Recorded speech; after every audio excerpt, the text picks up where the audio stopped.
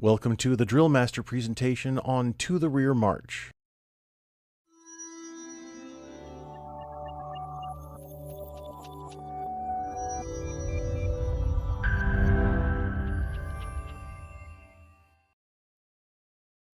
Many in basic training or boot camp are required to dig the heels into the marching surface in order to create a heel beat.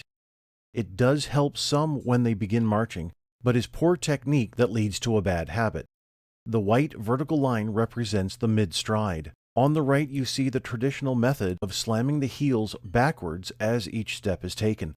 Notice how the line on the right indicates the marcher is slightly behind the step, creating a choppy look which leads to bouncing of equipment and the body. The marcher on the left has a better flow in his movement.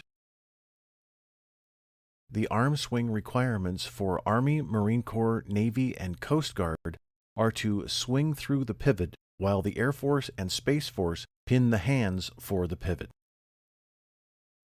Commands are called on 2 consecutive right heel strikes. The end step is a DrillMaster term for the last step taken in the original direction. Here, for rear march, it is the last step taken forward. For the Army, the end step is a 30-inch step with lateral space between the feet. That lateral spacing between the feet is called a walking base. Measured at the heels, it is usually anywhere from 50 to 130 millimeters, which is about 2 to 5 inches. Maintain a walking base into the pivot. This creates a crossed leg turn. You then recreate your walking base on the first step after the pivot. The Marine Corps, Navy, and Coast Guard execute the same movement as the Army with a slight change. Maintain your walking base, but the end step is a 15-inch half step. Execute the pivot, which gives you less of a crossed leg stance, and then step off with a 30-inch step while recreating your walking base.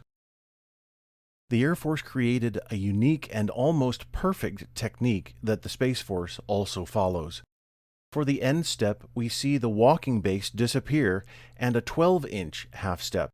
Placing the left foot on the same line as the right foot is the best technique of all the services because it eliminates crossed legs after the pivot. The step after the pivot is the worst part of the technique since it is another 12-inch half step and immediately reduces forward momentum. This half step is where some teams get the stomp.